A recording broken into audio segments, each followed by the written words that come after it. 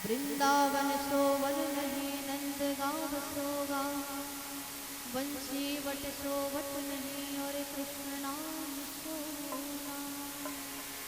बोले श्री वृंदावन वाक्य बिहारी लाल की जय हो। बोले बरसाने वाली राधा रानी सरकार की जय हो। जय जय श्री राम। कोई परिवार को पालने में मरा जा रहा है, कोई नौकरी के पीछे भटका जा रहा है, कोई सारी चीजों के पीछे भटका जा रहा है, लेकिन उसको ये ज्ञान कौन है, क्यों आया है। और यही एक विधि है, कथा ही एक माध्यम है जहाँ पर आपस की बातें होती और भगवान श्री कृष्ण बार बार याद दिलाते हैं कि पुत्र मैं ही तेरा परम पिता हूँ, मेरी ओर भी तो एक बार ध्यान, मुझे भी तो देखना। तुझे पृथ्वी पर भेज दिया तो क्या तुझे मेरी याद नहीं आती? मुझे तो बार बार तेरी याद आती, तू क्यों नहीं आता? आज भी देखते होंगे कितने सारे लोगों को बार बार बुलाने के बाद मुश्किल से कथा पाठा में पहुंच पाते हैं, क्योंकि ये आस्था, ये श्रद्धा की बात ही नहीं। और ये बीज भी हमारा सही नहीं पड़ा, इस कारण ये सारा हो रहा है। अभी के बच्चों ने अगर आपको देख लिया ना ये सारी कथाओं को कराते तो यकीन मानिए आपका बच्चा समझ जाएगा, यहाँ से कुछ न कुछ उनको सीख मिल जाएगी, उनको ज्ञान मिल जाएगा। क्योंकि ध्यान रखना, बच्चा सुनता नहीं है, बच्चा क्या करता है, देखता है।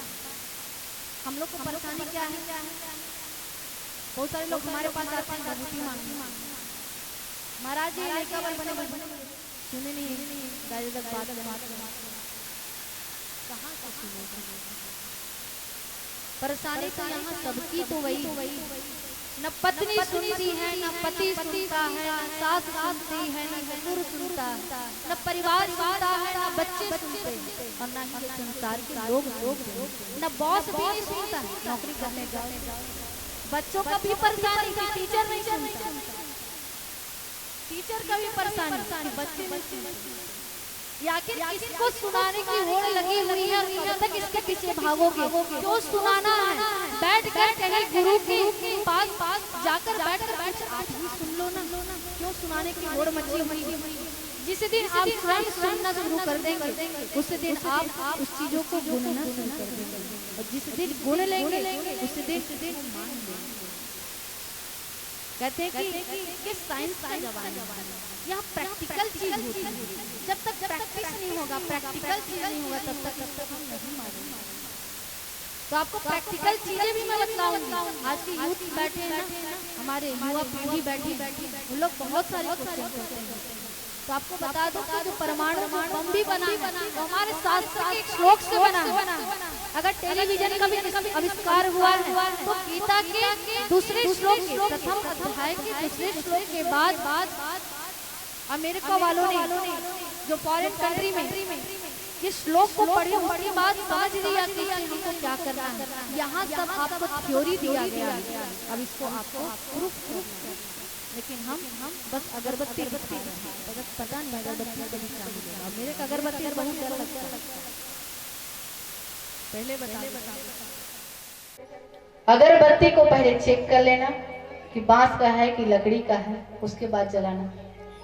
या अच्छा है कि धूप बत्ती जलाओ, और सबसे सुंदर है कि गोबर का कंडा। आपके घर तो होगा, जिसके घर गाय हो उसके घर ही होगा, बाकी के घर नहीं। किसके घर गाय है? बस 3 घर। हिल तो कहा तो वो हाँ हूं करूं तबे तो गोठिया हूं। किसके घर गाय नहीं है? हे भगवान, क्या करे वो टाइल्स के घर ला बना के तुम एक ठन गाय ला के तहुल बांध दो, बहुल टाइल्स वाले में रख ले। लेकिन गौ को जरूर ही स्थान देना चाहिए। और सच मानिए, जहां पर मेरी गौ माता रहती है वहां पर कभी भी जो विपत्ति नहीं आ सकती है। विपत्ति को वो खुद ही ग्रहण कर लेती है, क्योंकि सभी देवी देवताओं का वास पूरे गौ माता में कहा गया है। जहां पर गौमूत्र का छिड़काव होता है वहां पर कभी भी नकारात्मक शक्ति प्रवेश नहीं करती है। पहले कितना हमारा सुंदर शास्त्र था जी, गोबर से लिपाई होता था, गोबर के कंडे से सुंदर घर में धुआं करते थे, लेकिन सब चीज भूल गए। तो अगर आपके पास कुछ भी नहीं है ना, तो सुगंधित अगरबत्ती में 10 रुपए खर्चा करने की जरूरत नहीं, एक गाय ला लीजिए, उसका ऐसा सुंदर लालन पालन कीजिए और ऐसे दिव्य लालन पालन करके उनके गोबर से सुंदर आप कंडे बनाकर अपने घर में प्रतिदिन, ये नहीं कि त्योहार है तभी, प्रतिदिन होना चाहिए, आप कंडे से सुंदर धुआं करके पूरे घर में आप दिखलाएं। तो ये हमारे सनातन संस्कृति के ऊपर अगर चर्चा करें तो ये तो बहुत बड़ा विषय है। इसको समझने की नहीं, सोचने की नहीं, इसको अपनाने की जरूरत है। हम तो इतने समझदार हो गए हैं, समझ समझ के समझ को समझो, समझ समझना भी एक समझ है, समझ समझ के जो ना समझे मेरी समझ है वो ना समझ। समझ में आया? समझे नहीं? इसलिए जो कुछ हमारे जो दादी लोग बोलते हैं, परदादी लोग जो बोलते हैं, जो शास्त्र में कुछ लिखा है, कोई संत महात्मा आपके पास आकर कह देता है, जरूर ही उसको प्रतिदिन आप अपने घर में करना। कोई बात नहीं, सुंदर टाइल्स का घर बनाओ, सुंदर आपका घर और पक्के से, डबल से, तिबल से, चौबल से, पचबल मंजिल का हो जाए, भगवान करे, लेकिन उसमें अपनी सनातन संस्कृति की सुंदर सुगंधी रखो। सब कमरे बनाते हो, मेरे कन्हैया के लिए भी एक सुंदर सा स्थान रखो, एक घर दो, उनको स्थान दो, बच्चे को भी समझ में आता जाएगा कि क्या है ये। प्रतिदिन कुछ ना सही, माताएं जैसे दीपक जलाती है ना, वैसे ही 1 मिनट बैठकर प्रतिदिन एक चौपाई पढ़ लेना खड़े होकर। ज्यादा समय तो रहता नहीं, अरे किसको नहीं आता जी एक चौपाई?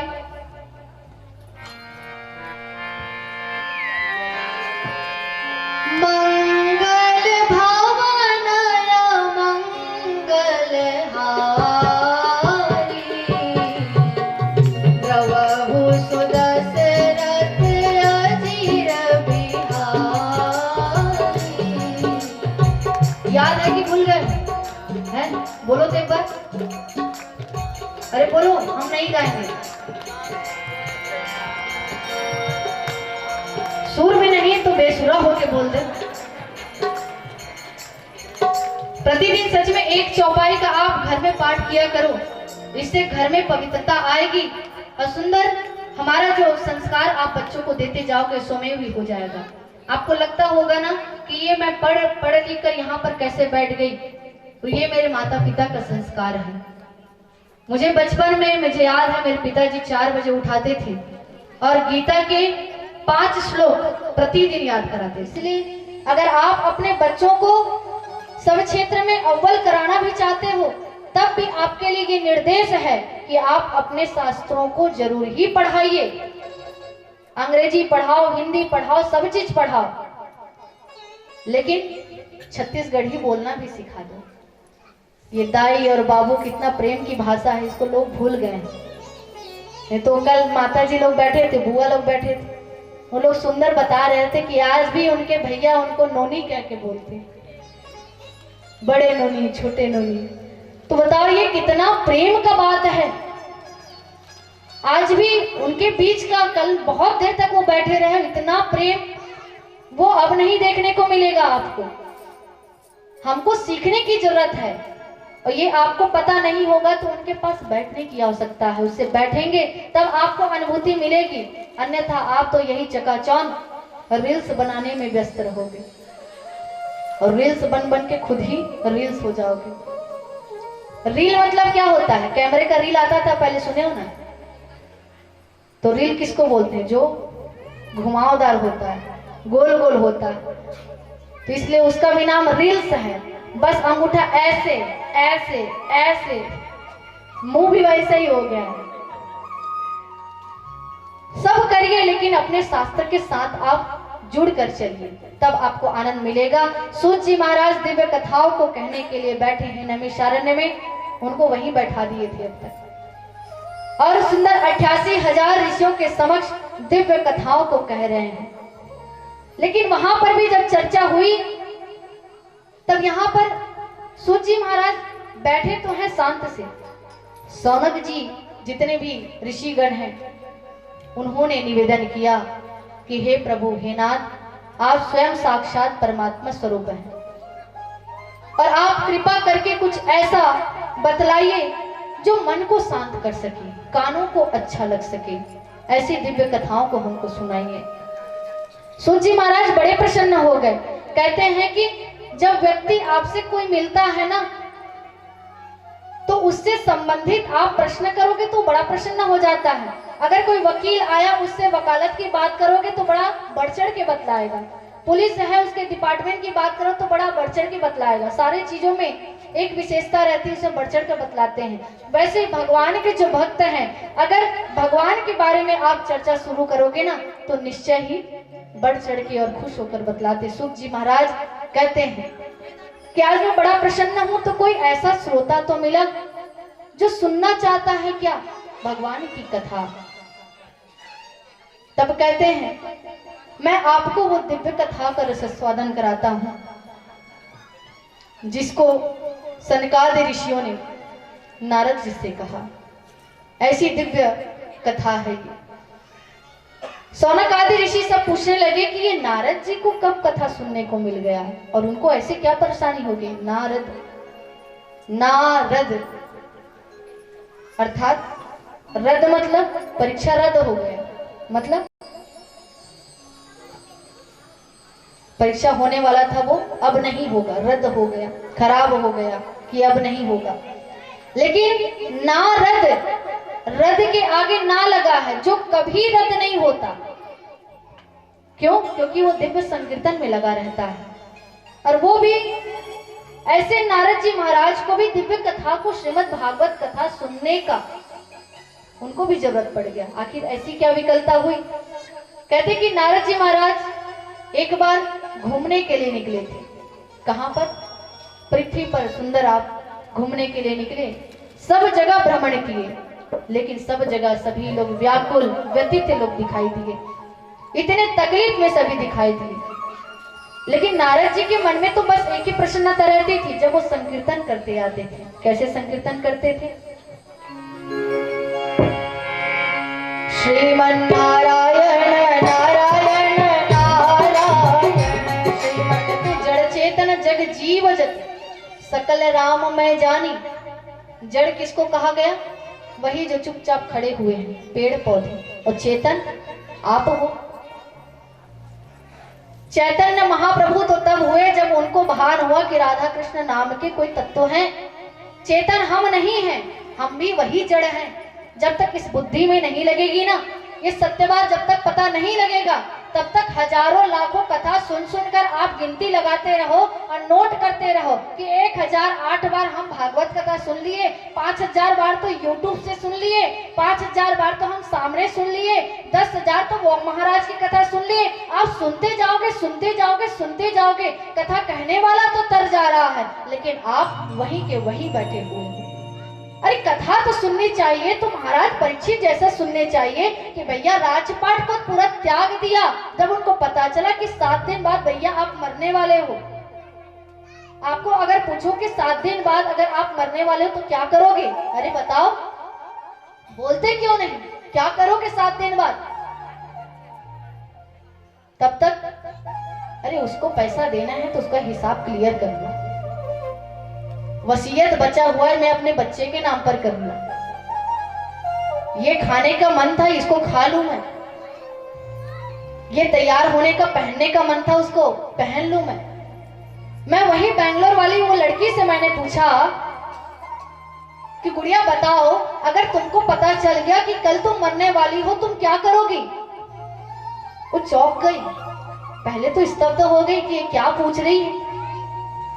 फिर उन्होंने जवाब दिया कि मैं अपने माँ से बात करूंगी, उनको फोन लगाऊंगी। मैं बोली क्यों? माँ से क्यों बात करना? अब पढ़ाई नहीं करना, अब जॉब नहीं करना, अब पैसा नहीं कमाना, अब खाना नहीं खाना, अब कहीं घूमने नहीं जाना, अब पार्टी में नहीं जाना, डीजे डांस नहीं करना, माँ को क्यों फोन लगाना? क्योंकि मुझे बताना है कि मैं उनसे कितना प्रेम करती हूँ, वो तुम कितने अमूल्य हो मेरे लिए, ये मुझे बताना है। ये कितनी तकलीफ की बात है। किसी से प्रेम करते हो उसको भी बताने के लिए आपको मरने की जानकारी होगी, तब आप उससे क्या होगी। यहाँ बच्चे भटकते फिरते हैं, एक भी दिन अपने माता पिता के पास बैठकर यह भी बोल नहीं पाते हैं कि माता पिता मैं आपसे कितना प्रेम करती। अगर जिस दिन आप कहोगे ना, वो हृदय से गदगद हो जाएंगे, ये जितने भी दिन रात के कलह क्लेश हैं वो मिट जाएंगे। आप एक बार बोल कर तो देखो, भैया टाइम नहीं, टाइम नहीं, टाइम नहीं, किसी के पास समय नहीं। मैंने उस गुड़िया को समझाया कि देख, तू पूछती है ना कि शास्त्र का अध्ययन क्यों करना है, ऐसे वस्त्र लेकर क्यों घूम रही हो, तो सुन, जीवन का सत्य तो यही है। क्योंकि राम नाम, अरे बोलो ना, रोज तो बोलते हो, हर एक अर्थी निकलती है गांव में, और आप ही लोग चिल्लाते हुए घूमते जाते हो कि राम नाम सत्य है, राम नाम सत्य है, राम नाम सत्य है। ये सत्य को भूलना भी आपको नहीं है। मैं तो कहती हूँ भगवान की मूर्ति की जगह अपने घर में लिख दो कि राम नाम सत्य है। आपको देखकर याद आए कि एक दिन मेरा भी राम नाम सत्य हो जाएगा, एक दिन आप भी मरोगे, ये बात को याद रख लो। और मैं तो हर कथा में जाकर यही कहती हूँ कि आप माताएं और जितने भी भाई हैं, उन लोग आप अगर आपको जरा सा भी भूल हो जाती है ना, तो एक आप चिट्ठी बांध कर लिख लीजिए कि मैं कभी भी मर सकता हूँ। जब आपको ये अनुभूति हो जाएगी कि आप मर जाओगे, जीवन का केवल दो ही सत्य है, एक मृत्यु और एक मेरे रघुनाथ मेरे राम का नाम सत्य है। तो अगर नाम सत्य है तो हमारा भी नाम सत्य होना चाहिए ना, होना चाहिए कि नहीं? नाम ही तो सत्य है, हमारा नाम सत्य क्यों नहीं? आपको मैं पूछूं कि आपके माता पिता का नाम क्या है, आपको पता है? आपके दादा दादी का नाम क्या है, आपको पता है? आपके परदादा परदादी का नाम क्या है, आपको पता है? पता है? हाँ कि नहीं? नहीं ना, पता है। और उनके दादा दादी का वो नहीं पता। कहीं ना कहीं जाकर तो रुकोगे, क्योंकि वो झूठा था इसलिए भूल गए। झूठा है वो मिट जाता है, ये शरीर भी इसलिए कहते हैं कि झूठा है। मुझे समझ नहीं आता था पहले, हम जब पढ़ाई करते ना, ये कथा को जब मैं सुनती थी, सब बोलते हैं कि सत हरि भजन जगत सब सपना। सब सपना, सपना कैसे बोलते हैं भैया इसको? संसार को सपना बोल दिया? सपना तो उसको बोलते हैं कि रात में देखे सुबह उठकर अलग होता है। रात में कहीं हम और जगह हैं, कोई हमको मार रहा है, कहीं हम रो रहे हैं, कहीं हम तकलीफ में हैं, और सुबह उठकर देखते हैं कि नहीं भैया हम तो घर में आराम से सोए हैं, तो सपना ना। लेकिन गोस्वामी तुलसीदास जी ने कहा कि सत हरि भजन जगत सब सपना। इस शरीर यही संसार में आता है, ये घर यही संसार में आता है, ये तन यही संसार में आता है, यही एक सपना है। बाकी कथाओं को कहने को मन भी नहीं करता। ये कथा तो स्टोरी जैसा है, कहानी जैसा है कि एक बाबा भोलेनाथ थे, एक माता पार्वती थी, उनको कथा सुनाए, वो उनकी बात को नहीं माना, तो उनके साथ ऐसा घट गया। इसको जानकर आप क्या करोगे? कुछ करोगे? कुछ नहीं मिलेगा आपको। अरे भैया कथा तो आपको जीवन जीने के लिए सिखाता है, अपना जीवन सुंदर बनाना है तब कथा में आओ। सिर्फ पुण्य कमाना है तो इस विधि से मैं तो कहती हूँ नहीं आओ तो अच्छा है। क्या पुण्य कमाओगे? आपके कौन से अच्छे कर्म थे जो पुण्य कमाने के लिए आ गए? भैया कृपा से पहुंचे हो। ये पांडाल कोई ऐसी वैसी जगह नहीं जहां पर मुंह उठा के आप कहीं पर भी आकर बैठ जाओगे। मिले होंगे आपको आमंत्रण, लेकिन मैं कहती हूँ आप अगर यहाँ पर बैठे हो तो मेरे उस करुणामयी राधा रानी ने आप पर अनुपम कृपा की है, तब जाकर आप ये कथा के आयोजन करता और यहाँ पर आप बैठ भी पाए हो। नहीं तो किसी के में सामर्थ्य नहीं। उनकी ऐसी दिव्य कथा, जब श्री राधा रा अक्षर सुनकर ही भगवान श्री कृष्ण समाधस्थ हो जाते हैं। ऐसी दिव्य कथा को कोई कह सकता है भला? कोई सुन सकता है भला? किसी की में सामर्थ्य नहीं। ये तो एक ऐसी विधि है जिसके माध्यम से हम अपने आप को सुधार पाए जरा सा भी। इसलिए कहीं पर लांछन लगाने में मत पड़िए कि कौन क्या कर रहा है, कोई संत गलत कर रहा है, कोई साधु गलत कर रहा है, कौन किस चीज में फंसा हुआ है। मत पड़िए ये सब चीजों में। उन्होंने अपना कर्म किया, भगवान उसका भुगतान कर लेंगे, लेकिन जरा अपने आप में झांक कर देखिए कि आप क्या कर रहे हैं। आपको ये भान है कि नहीं कि आप कहां पर बैठे हैं, कहां पर नहीं बैठे हैं। यही दिव्य कथाओं को जब नारद जी सुनने के लिए बैठे हैं और जब जैसे ही दिव्य कीर्तन हुआ, मेरे कन्हैया मेरे गोविंद सुंदर वैजंती माला धारण किए विराजमान हो जाते हैं। अधरों पर सुंदर मुरली है, कानों में कुंडल है और ऐसी दिव्य सुगंधी। मैंने गुरुदेव से एक पूछा प्रश्न कि गुरुदेव भगवान श्री कृष्ण की पहचान क्या होगी? क्या मोर मुकुट वाला ही होगा क्या? तो बोलते हाँ वो तो है। क्या बंसी वाला होगा? बोलते हाँ वो भी है। तो ऐसे में तो हर कोई मोर मुकुट लगाकर और बंसी लगाकर कोई भी कभी भी बोलेगा कि मैं कृष्ण हूं, हम पहचानेंगे कैसे? तब गुरुदेव ने कहा ध्यान रखना, वो गोविंद किसी न किसी बहाने तुम्हारे समक्ष भी आएगा, लेकिन उसकी पहचान कैसे करना ये भी बतला देते हैं। एक परफेक्ट स्माइल और परफेक्ट स्मेल।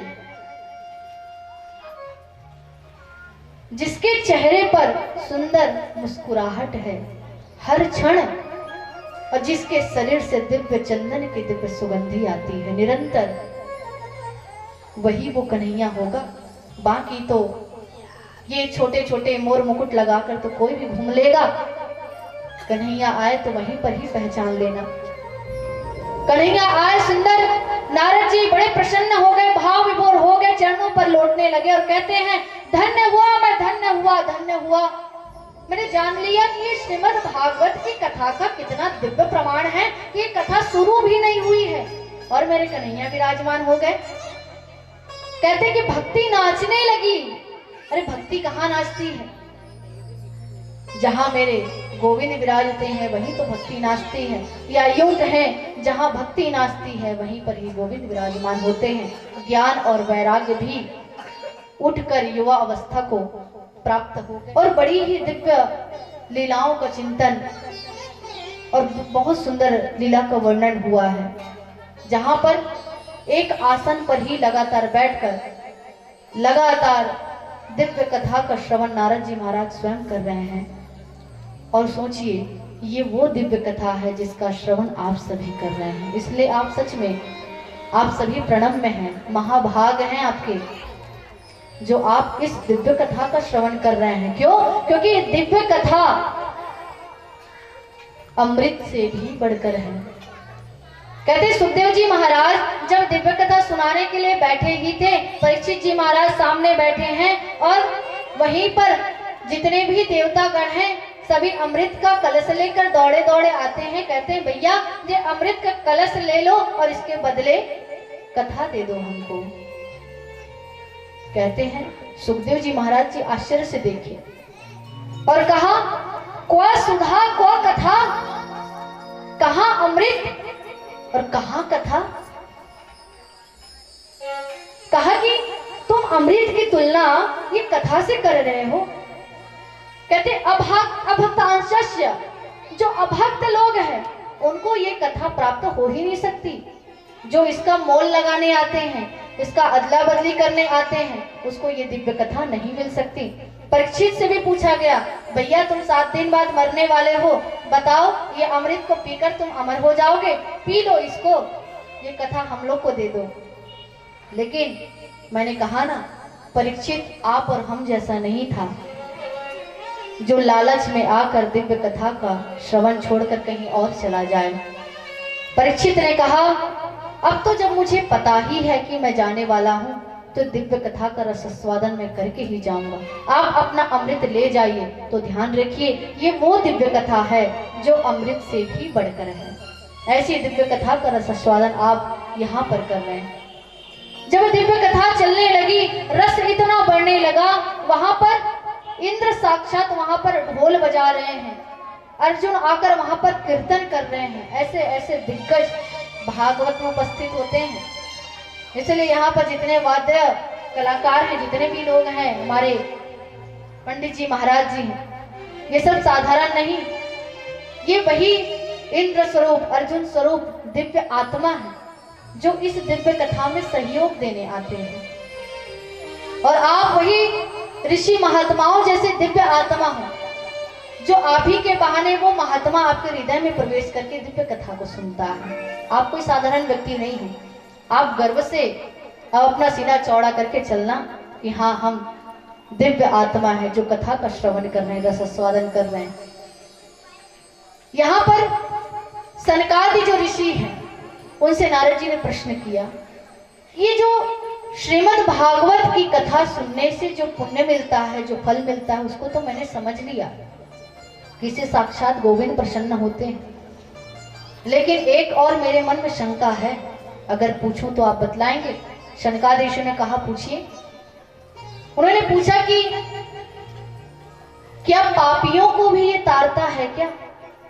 जो पापी हैं, व्यभिचार हैं, जो कभी पूजा पाठ नहीं करते, कभी हवन यज्ञ नहीं करते, कभी कीर्तन नहीं करते, कुछ नहीं करते, क्या वो दिव्य कथा का श्रवण करेंगे और तर जाएंगे? ऐसा कुछ युक्ति है क्या? ये बतलाइए मुझे। तब सनकादि ऋषियों ने मुस्कुराकर कहा, अब आपको एक दिव्य कथा आपको मैं सुनाने जा रहा हूं, आप भी सावधान होकर सुनिए। सावधान हो गए? सुनिए।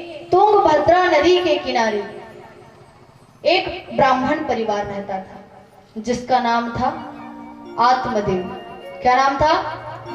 अरे बोलते जाओ, मैं कहानी बतला रही हूं आप लोगों को। क्या नाम था? आत्मदेव। आत्मदेव नाम का ब्राह्मण था, बड़ा ही धनाढ्य था, बहुत सारी संपदा थी उनके पास, किसी चीज की कमी नहीं। और उनकी पत्नी का नाम बहुत सुंदर था। क्या नाम था? धुंधली। अरे बोलो, धुंधली। आत्मदेव नाम के ब्राह्मण की पत्नी का नाम धुंधली था। बहुत सुख से उनका परिवार चल रहा था, लेकिन कहते हैं गृहस्थी तब तक पूर्ण नहीं होती जब तक घर में संतान ना हो। संतान के बिना सच में पूरा संसार सुना सुना सा लगता है। और यही संतान के कारण ही लोग दर बदर भटकते हैं कि हमको कहीं से संतान मिल जाए, कहीं से तो हमारा घर भर जाए। और बहुत से ऐसे लोग हैं जो संतान के कारण से सुख में भी हैं, और बहुत से ऐसे हैं जो दुख में पड़े हुए हैं। पैदा तो कर लिए, लेकिन अपने कोख को ही गाली देते हैं आज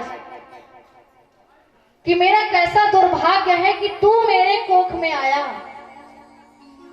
अपने गर्भ को भी गाली देते हैं। ऐसे भी पुत्र हुए हैं। और कहते हैं कि जो संत अगर जन्म लेते हैं तो जिसका गर्भ, जिनका खान पान और जिनका संस्कार जब शुद्ध होता है, तब उनके घर संत का जन्म होता है।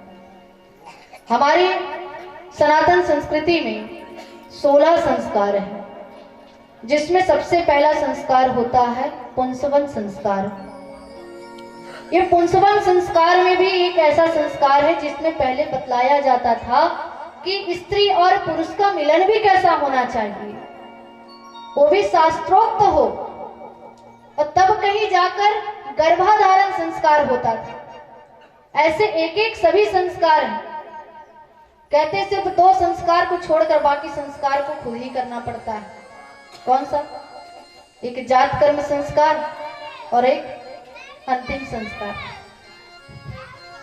दूसरा ही करता है ना, ये 2 ही है जिसको दूसरा करता है। लेकिन दूसरा अगर करे, इसके लिए भी आपको अपना कर्म सही करना पड़ेगा, नहीं तो कोरोना जैसा हाल हो जाएगा कि ऐसी स्थिति जहां पर व्यक्ति अपनों को भी छू नहीं पा रहा है, यहाँ पर उसका पुत्र मरा जा रहा है कि कब आए और कब हम सुंदर अंतिम संस्कार करके अपन आदर सत्कार से विधिवत उनको विदा करें। लेकिन उनको ये सौभाग्य नहीं प्राप्त हुआ क्योंकि उनके कर्म शायद सही नहीं रहे होंगे, इसलिए उनको मुखाग्नि भी वो नहीं दे पाए। तो ये मत सोचिए कि हमने इतना घर बार बना लिया तो सारा चीज सज गया। आप अपना व्यवहार बनाइए, अपने आप को बनाइए, व्यक्ति कमाइए, ताकि आपके ये 2 संस्कार को बहुत पूर्ण रूप से व्यक्ति कर पाए। एक दिन तो यात्रा में हम लोग थे ही, उस दिन अब हर जगह जब घूमने के लिए निकलो यात्रा में तो भूत प्रेत वाला कहानी ना हो तो नहीं बनता है। हम लोग जब आ रहे थे तो हम लोग पूछे, जो व्यक्ति बैठा हुआ था वो ट्रेन चालक था, ट्रेन चलाने वाला। तो सब बहुत उत्सुकता था मन में, उनसे एक एक प्रश्न करते कैसे चलता है, क्या होता है, सब चीजों को उन्होंने बताया। तो हमने पूछा कि हम लोग पिक्चर में बहुत देखते हैं कि उसमें भूत भी रहता है, तो सही में रहता है क्या?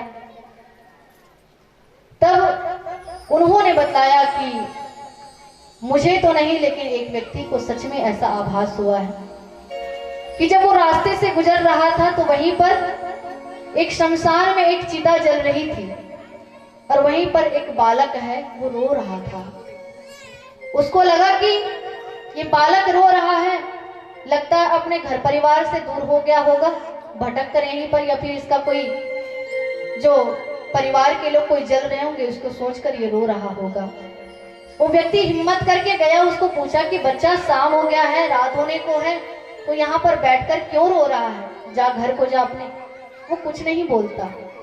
थोड़ी देर में जैसे और रात्रि बढ़ने लगी वो बच्चा चिल्ला चिल्ला कर रो रहा है। अब इसको थोड़ा घबराहट तो हुआ, लेकिन फिर भी हिम्मत करके फिर से पूछा कि भैया जाकर तुमको घर को छोड़ आऊं क्या? कौन है ये जो जल रहा है, इतना रो क्यों रहे हो? वो बालक जो जवाब दिया वो तो बड़ा ही डरा देने वाला जवाब था। वो कहने लगा ये कोई और नहीं, मैं स्वयं जल रहा हूं और मेरे पास कोई नहीं है रोने के लिए, इसलिए मैं रो रहा हूं। ध्यान रखिए, जब सच में अंतिम संस्कार होता है ना, बहुत सारे लोग को उत्सुकता है जानने की कि क्या होता होगा। हम लोग को अंतिम संस्कार कर देंगे, जला देंगे, फिर हम लोग कैसे करेंगे अकेले वहां पर, तो वैसे ही रोगे बैठकर। लेकिन अगर आपके कर्म अच्छे हैं तो वहां पर भी आपको मुक्ति मिल जाएगी, शांति मिल जाएगी।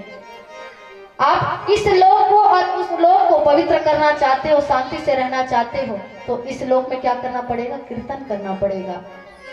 जब आप भूल जाएंगे ना कि ये शरीर मेरा नहीं है, तो वहां पर आपको तकलीफ नहीं होगी कि वो क्यों जल रहा है।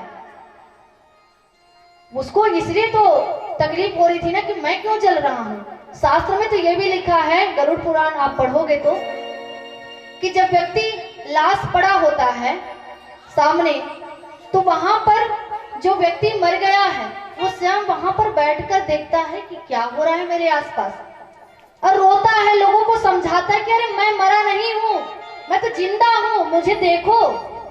समझाने का बड़ा प्रयास करता है, लेकिन कोई उसे पहचान ही नहीं पाता और खुद ही देखकर तकलीफ में रहता है। इसलिए अपने कर्म को अच्छा बनाइए। कर्म तो ऐसा कीजिए कि जब आपका गति ठाकुर के धाम को हो तो दिव्य संकीर्तन हो, कीर्तन हो। वृंदावन में आपको बता दूं मैं, वीरा कथा महोत्सव होता है। कोई मर जाता है ना तो उसके उपरांत कथा करवाते हैं ताकि वो आत्मा सुंदर दिव्य कथा का निरंतर श्रवण कर सके। इसलिए जब भी ऐसा आता है, आपके घर में परिस्थिति आती है, तो निश्चय ही भगवान का भजन जरूर कराना। कीर्तन कराने में कोई मनाही नहीं, वो आत्मा को आप संतुष्ट करते हो, तृप्त करते हो। भगवान को छूने के लिए मनाही हो सकती, कुछ नियम है, लेकिन मुंह तो आपका है ना। अरे दुखी हैं और शाम को दाल भात खाए जा रहे हैं, जला के आए हैं और बैठकर लाओ पतरी दे, अब कैसे करबे, मर गए पहले कैसे करबो, खा नहीं थे तहु चल दे। वही तो होता है। आश्चर्य होता है, सच में ये देखा ही हुआ है। व्यक्ति उधर अग्नि देकर आए हैं और आकर पंगत बैठती है, और ज्यादा नहीं तो क्या खाते हैं, खिचड़ी खा ले। मतलब ये बता रहे कि हम दुखी हैं। काहे भैया, कढ़ी बनवा लो, खाना अच्छे से बने खाओ। और आपको बतला दूं, वृंदावन में जब कोई व्यक्ति प्राण त्यागता है, कोई संत जाता है, तो वहां पर खिचड़ी नहीं खाते, वहां पर तो पूरी छनता है, मालपुआ बनता है, सुंदर बूंदी के लड्डू मिलते हैं। क्योंकि धन्य होते हैं कि धन्य है आपने अपने जीवन को इतने दिव्य भाव से आपने जिया, और आज भी अगर आप जा रहे हैं तो निश्चय ही भगवान के घर जा रहे होंगे।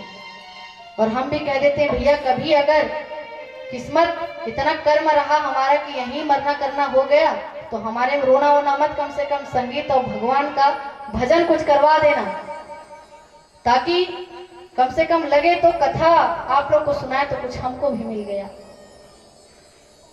आज जब तुंगभद्रा नदी के किनारे वो आत्मदेव नाम का ब्राह्मण अपनी पत्नी धुंधली के साथ बहुत सुंदर जीवन यापन कर रहा था, लेकिन घर में संतान नहीं, बड़ी ही तकलीफ, बड़ा ही दुख था।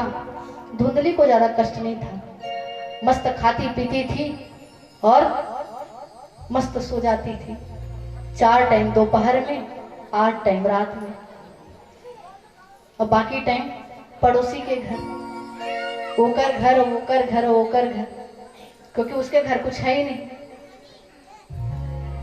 लेकिन आत्मदेव बड़े कष्ट में थे कि मैं ब्राह्मण हूं, लेकिन मेरा कैसा कर्म, घर में संतान नहीं तो सुख कैसा। हर जगह वो देखे ब्राह्मणों को बुलाते, पाठ करवाते, पूजन करवाते, लेकिन कहीं पर भी उसको कुछ भी संतुष्टि नहीं मिली, कुछ भी उपाय नहीं मिला। अब वो सोचने लगे कि अब क्या किया जाए। यहाँ तक कि वो उनका कर्म ऐसा था कि वो आत्मदेव नाम का जो ब्राह्मण था, वो घर में अगर गैया भी लाते ना, तो गैया भी बांझ हो जाती, फल घर में रखे रहते, वो फल सड़ जाता, सब्जी सड़ जाता था। अब सोच लो कितनी सुरक्षा से रखना पड़ता है सभी चीजों को,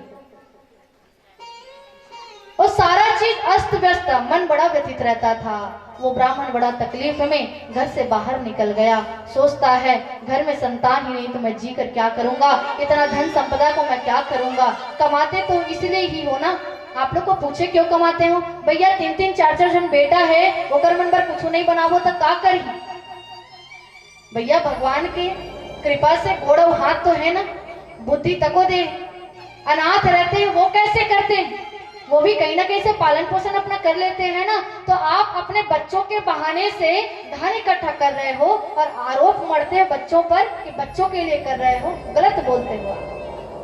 ये आप अपने लिए करते हो और पता नहीं किसके लिए करते हो, ये तो आप ही जानो। क्यों धन इकट्ठा कर रहे हो, क्या कर रहे हो, ये आप ही जान सकते हो। मैं तो कहती धन भी इकट्ठा करो, अपने बच्चों को अच्छे से पढ़ाओ भी, संस्कार भी दो, और लेकिन जहां भी कथा हो रही हो तो सारे दुकान का शटर लगाकर, सारे नौकरी में छुट्टी लगाकर कथा में सुनने के लिए बैठो, क्योंकि दिव्य कथा बार बार नहीं मिलेगी। क्या पता ये हमारा अंतिम दिन हो, कल हम रहे कि ना रहे। आज कम से कम चैन से कथा तो सुन ले, नौकरी तो होते रहेगी। अरे भैया, बहुत सारे लोग को बोलना आप क्या करते हो, आपके बेटा क्या करते हैं, सरकारी नौकरी, ना तान से बोलते हैं सरकारी नौकरी। अरे भैया नौकर है रे, वहां सरकार के नौकर। हमको भी कोई पूछता है कि भैया आप क्या करते, इतना पढ़ाई लिखाई करी, बढ़िया गवर्नमेंट जॉब मिलता, सरकारी नौकरी मिलता। हम भी बोलते भैया हम भी सरकार के नौकर हैं। बोलते हैं अच्छा हमारे पास भी सरकारी नौकरी है। तो बोलते कौन सी सरकार की नौकरी करते हो। तब मैं अपने दोनों हाथ उठाकर कहती हूँ, हे मैं अपने राधा गोविंद के वो सरकार की मैं नौकरी करती हूँ। हाँ मैं सरकारी नौकरी करती हूँ और मुझे गर्व है अपनी इस नौकरी का। लेकिन आपको बताएं आपकी नौकरी और मेरी नौकरी में क्या अंतर है। हमारे नौकरी में तो हमेशा आनंद होता है और आप लोग की नौकरी में पैसा मिलने के बाद भी पीड़ा है। इसलिए नौकरी करो लेकिन भगवान की प्रसादी समझ कर करो। जो धन आता है ना उसका 10वां हिस्सा भगवान के श्री चरण कमल में अर्पित कियो। लिखा है शास्त्र में 10वां हमको देना चाहिए। 100 रुपए कमा के आ रहे हैं, वो बोले कि भैया हम तो रोजी रोटी वाले हैं, 100 रुपए कमाते हैं, का 10वां हिस्सा कर ना, 10 रुपये का कर दे, 10वां हिस्सा 10 रुपये दो। कोई बोल रहा है 10 रुपए कमाते, भैया 1 रुपये दे दे। आप उसका 10वां भाग करके कोई मंदिर में जाकर दे दो, किसी संत को दे दो, किसी न किसी को दे दो, या फिर एक गुल्लक में निकाल लो भगवान प्रसादी, और वो 10वां हिस्सा को निकालो अलग से। ये नहीं कि जरूरत पड़ गई तो भैया भगवान के पैसा निकाल दो। हम लोग ऐसे ही करते थे बचपन में, भगवान को चढ़ाते थे, वो सिक्का को रखे रहते थे, और जब मेला मड़ाई आता था तो वही भगवान के सिक्का मन काम आए। लेकिन आप सभी अपने बच्चों को यही सिखलाना कि अपने धन की जो, तभी पवित्र होगा आपका धन। आत्मदेव तो सब कर्म कर लिया, लेकिन पता नहीं उसका कर्म कैसा था कि संतान होए नहीं। तकलीफ से जाकर वो घर से बाहर निकल गया और जाकर एक नदी के किनारे जाकर वो दुखी मन से बैठ गया। वहां पर थोड़ा जल ग्रहण ही किया है और आंख से आंसू बह रहे हैं। एक संत वहीं से गुजरे और उनको देख ले कि हाँ पानी वानी पीकर सब बैठ गए। तब जाकर उनके पास पूछी कि भैया आप दिखते तो ब्राह्मण हो, लेकिन इतने तकलीफ में क्यों हो, क्या बात है?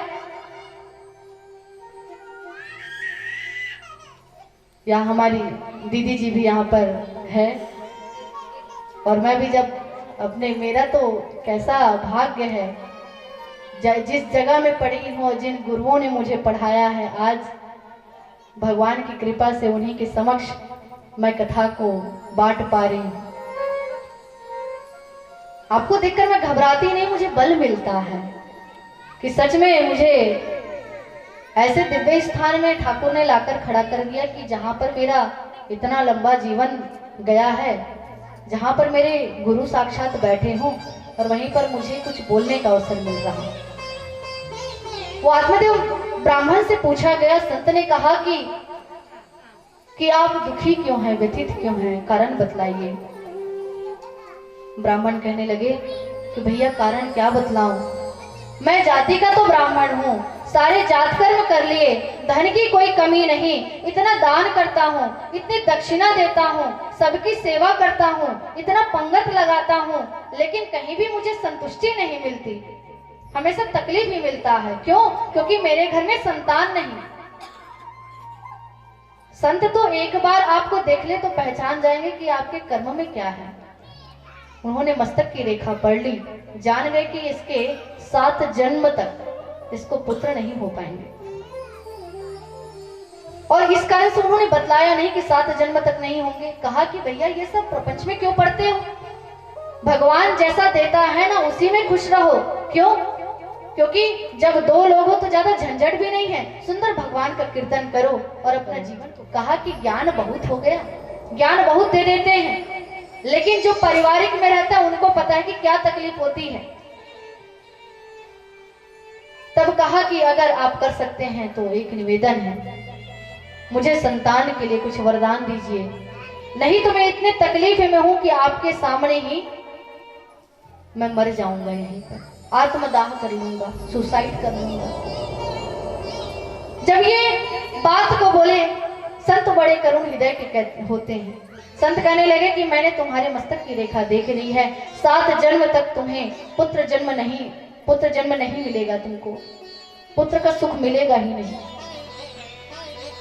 इसलिए मैं तो बार बार तुमको समझा रहा हूँ, बात नहीं मानने पर कहते हैं एक फल उनको दिया और कहा कि इसको जाकर अपनी पत्नी को खिला देना, तुम्हारी पत्नी गर्भ से हो जाएगी। वो ब्राह्मण बड़े प्रसन्न मन से, बड़े विश्वास के साथ वो फल को ले जाकर जाने लगा और जोर जोर से चिल्लाने लगा, अरे ओ धुंधली सुनती हो, अरे ओ धुंधली। जोर जोर से जब पुकारे, धुंधली दौड़ते हुए आई, सोची कुछ खाने का लाए हैं। वैसे तो था, रोज कुछ ना कुछ बाहर से लाते थे बेचारे आत्मदेव। दौड़ते दौड़ते धुंधली आई, दरवाजा जैसे ही खोले, आत्मदेव को देखकर बड़े मन से प्रसन्न हुई और कहा, स्वामी आइए, आपने पुकारा क्यों, कुछ लाए हो क्या? तो कहा हाँ एप्पल। फल को दिखा दिया और जैसे ही वो फल को देखी, वो तो एकदम गुस्से से आतुर हो गई। मैंने तो सोचा आप मेरे लिए कुछ और लाए होंगे। बोले क्या? कुछ नौलखा हार बनवाए होगी तभी इतना चिल्ला रहे हैं। लेकिन सेब देखकर कौन चिल्लाता है? कहा कि ये साधारण सेब नहीं, एक संत ने प्रसाद स्वरूप दिया है और इससे हमको संतान की प्राप्ति होगी। वो फल को कहा कि इसको तुम खा लेना। वो ले गई, फल को ले जाकर विचार करने लगी। अब सोचो, तर्क और कुतर्क में क्या अंतर है? तार्किक बुद्धि तो अच्छी अच्छी बातों को सोचता है, लेकिन कुतर्क जो करता है सबसे खतरनाक होता है। कुतर्क क्या करने लगी? सोचने लगी कि ये सेब को खाने से, फल को खाने से अगर सच में मैं गर्भवती हो गई तो मैं कैसे रहूंगी? मेरा तो पेट बड़ा हो जाएगा कि मैं, अगर मेरे घर में कभी आग लग गया तो भागूंगी कैसे? ये सोच रही है। और अगर मैं मर गई तो सारे धन को मेरी ननद आकर लूट कर ले जाएगी। अगर मेरा पेट बड़ा हुआ तो मैं तो बहुत गंदी दिखने लगूंगी, मैं ज्यादा खा नहीं पाऊंगी। कितने सारे मन में कुतर्क करने लगी और सोचती है ये फल को ना खाना उचित है। उसकी पड़ोसी भी आई, उनसे चर्चा किया कि बहन ऐसा ऐसा बात हुआ, ये फल लेकर आए हैं, क्या करूं इसको? कहा कि बात तो सही है, गर्भ से रहो तो बड़ी पीड़ा तो होती है। ठंडा नहीं खाना, गर्म नहीं खाना, तीखा नहीं खाना, मीठा नहीं खाना, जल्दी जल्दी नहीं खाना, ज्यादा सोना नहीं, ज्यादा काम करना, वो तो झंझट है। तो इसलिए परेशानी तो है। सोची क्या करूं?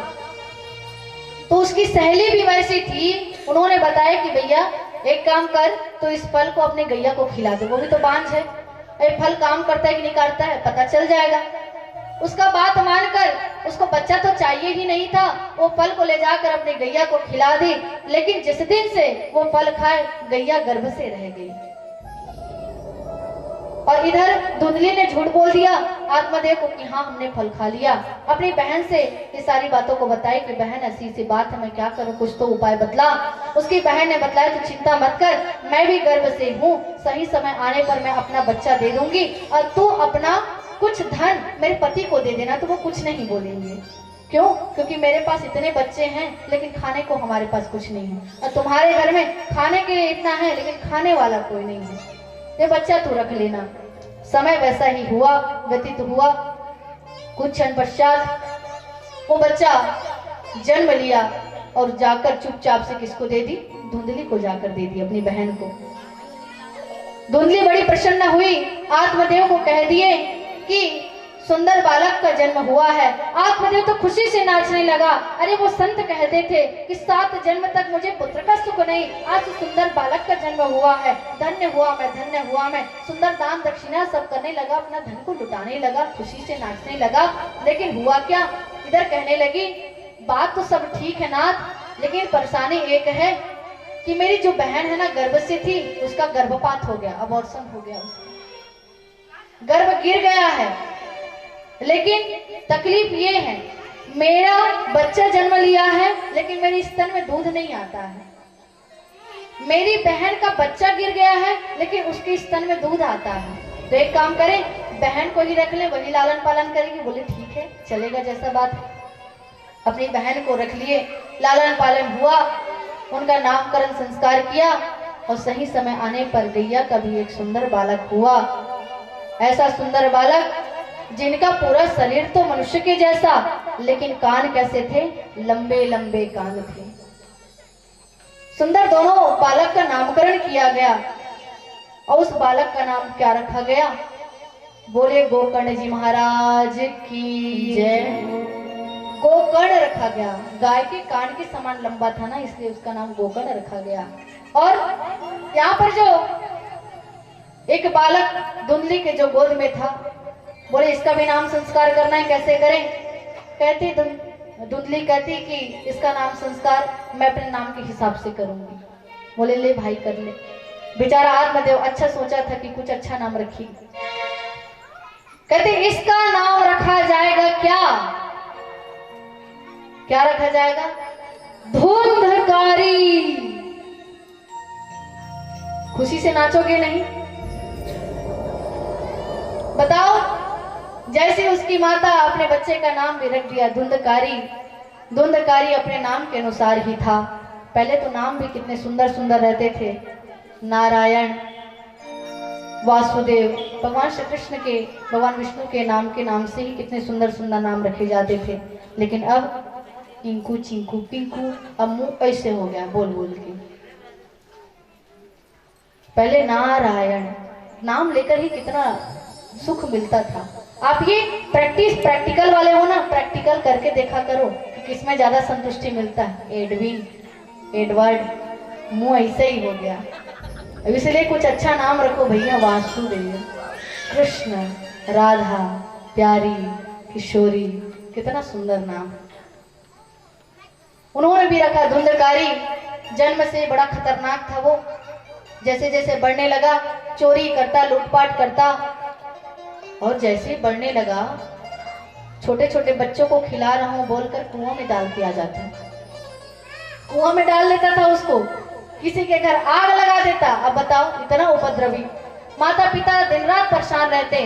गोकर्ण उसके विपरीत था, सुंदर मंदिर में जाता, भजन करता, आरती करता, भगवान की भक्ति करता। दोनों जैसे जैसे बढ़ने लगे, एक समय आया उनके जो पिता थे, क्या नाम था, आत्मदेव, वो बड़े तकलीफ में आ गए। क्यों? क्योंकि जब पैसा नहीं देने पर अब घर वालों को ही मारपीट करने लगा, धुंधकारी। अब देखो, जब कहा था संत की बात को उन्होंने नहीं माना कि आपके 7 जन्म तक पुत्र का सुख नहीं मिलेगा, वो जिद पे अड़ गए ना। इसलिए जीत बड़ा खतरनाक होता है, सोच समझ कर जिद किया करो। और इसलिए तो कहते हैं आत्मदेव जब बड़ा तकलीफ में हुआ, दुख में हुआ, दुख से जब ठोकर लगी उसको, तब जाकर गोकर्ण अपने पुत्र के पास जाकर कहते हैं, उनको भी पुत्र की तरह पालन किया कि हे पुत्र, तुम तो इतने महापंडित हो, तुम तो मुझे कुछ उपाय बतलाओ। कहते हैं कि गोकर्ण महापंडित, धुंधकारी महाखरा, महादुष्ट था वो धुंधकारी। गोकर्ण ने बताया, पिताजी आपने मुझसे प्रश्न किया है तो जरूर मैं बतलाऊंगा। आप ये सब मोह बंधन को त्याग कर ये सब में फंसे मत रहो। अब आपको ज्ञान हो गया है ना, विधि के लेख को मिटा नहीं सकता, लेकिन हम अपने कर्म को अच्छा करके अपने आप को वो पुण्य के भागीदार बना सकते हैं। आप जाकर सुंदर भागवत के सुंदर दशम और एकादश एक स्कंद का पाठ कीजिए और वहां पर जाकर आपको मुक्ति मिल जाएगी। उन्होंने वही किया, जाकर सुंदर वन में गए, एकादश और दशम स्कंद का जैसे पाठ किया, सुंदर आत्मदेव तो तृप्त हो गए। भगवान साक्षात नारायण उनको ले जाने के लिए वहां पर आए। ऐसे दिव्य आत्मा हुए आत्मदेव। धुंधली तो वहीं पर ही रह गई और उन्होंने जो कर्म किया उसको भोगा भी। पैसा कहीं से मिला नहीं, धुंधकारी आकर अपनी माँ को परेशान करने लगा, उसको मारने पीटने लगा। और बड़े तकलीफ में जो धुंधली निकली, सामने कुआं था, उसमें गिरकर वो मर गई और वैसे उसका अंत हो गया। इधर गोकर्ण था, माता पिता की मृत्यु के बाद घर से बाहर निकल गया और बाहर जाकर सुंदर तीर्थ का दर्शन करने लगा। धुंधकारी तो था ही अत्याचारी, घर में 5-5 वेश्या को लेकर आ गया। वेश्या गमन करता था, स्त्री गमन करता था, मद्यपान करता था, व्याभिचार करता था, लूटपाट करता था। कौन सी बुरी आदतें उस पे नहीं थी। और 5 वेश्या को जब घर में लेकर आए तो उनकी तो डिमांड बढ़ने लगी कि भैया हमको सजावट का चाहिए, खाने का चाहिए, सब चीज चाहिए। सामग्री को जुटाने के चक्कर में कहीं और चोरी करने लगा और ये चोरी के चक्कर में एक दिन बहुत सारा धन देकर वो जितनी वेश्या थी वो भी दिमाग लगाने लगी, ये पता नहीं कहां से धन इकट्ठा करके लेकर आ रहा है, पता नहीं अगर राजा को किसी दिन पता चल गया तो इनको तो पकड़ेंगे ही, साथ साथ हमको भी पकड़ कर ले जाएंगे। इसलिए क्या करूं मैं, इनको हम मार डालते हैं। अब धुंधकारी जिसके घर में वही वेश्याएं थी, 5 वेश्या, वही उनको मारने का प्लानिंग कर रहे हैं। ये वेश्या कोई और नहीं, हमारे ही शरीर के अंदर है। वो धुंधकारी कोई और नहीं, आप और हम हैं धुंधकारी। हम गोकर्ण तो बन नहीं सकते, हम धुंधकारी। ये कौन से 5 वेश्याओं ने हमको घेर कर रखा है? ये 5 ज्ञानेंद्री है ना, यही 5 वेश्या है। कौन सी ज्ञानेंद्री? यही कान, आंख, नासिका ये रचना और ये रूप, ये 5 है ज्ञानेंद्री, यही वो 5 वेश्या का स्वरूप है। क्यों? क्योंकि वेश्या करती क्या है? वही शरीर का उपभोग ही तो कराती है, धन लुटा देती है, सब चीज बर्बाद कर देती है। और यही आपके जो 5 चीज अगर आपके नियंत्रण में आ जाए तो निश्चय ही आप इससे मुक्त हो सकते हैं। ध्यान रखो कि सुनना क्या है इससे पहले सोच लो, देखना क्या है इसको सोच लो, सूंघना क्या है इसको भी सोच लो, इस रसना से क्या चीज का रस आस्वादन करना है, क्या चीज बोलना है इसको भी सोच लो, और ये शरीर को भी क्यों रंगना है इसको भी सोच लो। ये 5 वेश्याओं के वशीभूत होकर भी हम धुंधकारी जैसा प्रेत बन जाते हैं। वो धुंधकारी को 5 वेश्या मिलकर मार डाली, वो मरता भी ऐसा नहीं, उसके गले में रस्सी बांधकर जब 5 वेश्या खींचने लगी, ऐसे मरता ही नहीं था। एक बोलने लगी रुक रुक मैं कुछ उपाय करती हूँ, और जाकर एक अंगारा था जिसको लूठा बोलते हैं लकड़ी का, उसको लेकर आकर उसके मुंह में डाल दी, और आग से दाग से इतना तड़पता हुआ वो धुंधकारी मरा। ध्यान रखिए वो आग का लूठा अंतिम में हमको ही मिलने वाला है। जिसमें जो बच्चा रो रहा था तड़प तड़प के ना, वैसे ही आप और हम भी रोते हैं अंतिम में वो धुंधकारी की जगह। इसलिए वो धुंधकारी को अपने जगह रखकर देखना, हम ही है वो धुंधकारी के जगह में।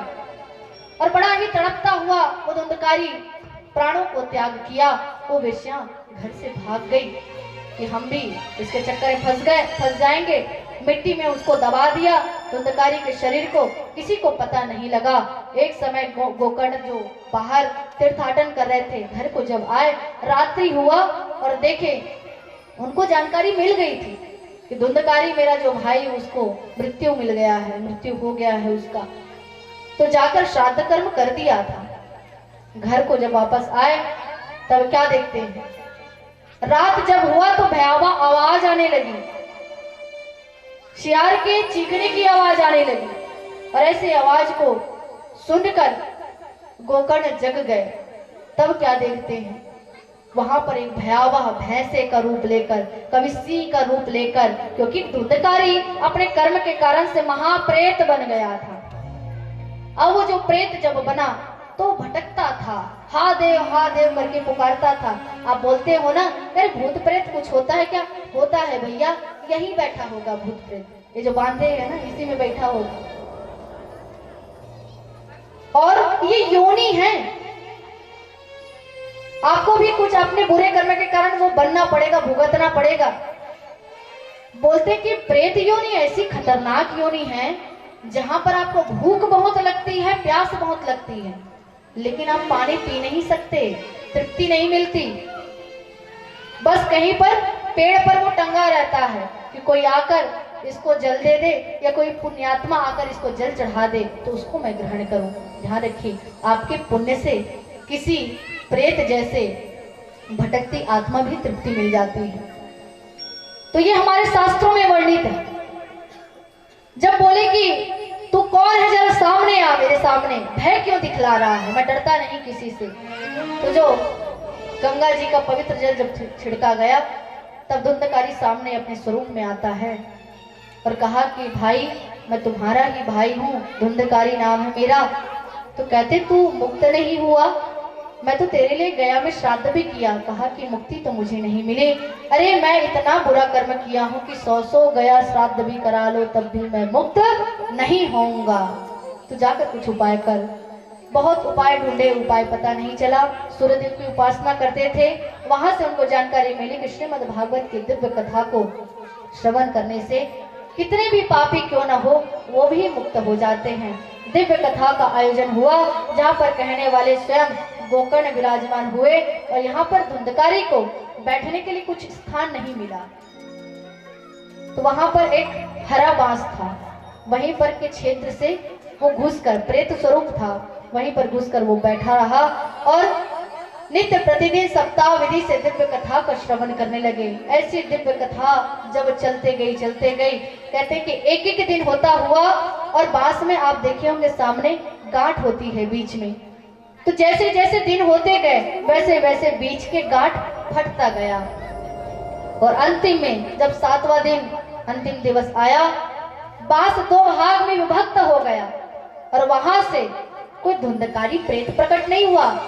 वहां से शंख चक्र गदा पद्म लिए भगवान के दिव्य स्वरूप में वो स्वयं प्रकट हो गया। ध्यान रखिए, दिव्य कथा को सुनकर व्यक्ति भगवान स्वरूप हो जाता है।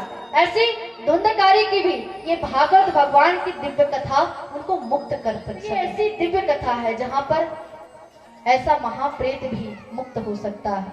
नारद जी बड़े तृप्त हुए कि जब ऐसा पापी, ऐसा कपटी, ऐसा व्याभिचार भी मुक्त हो सकता है तो आप और हम क्यों नहीं।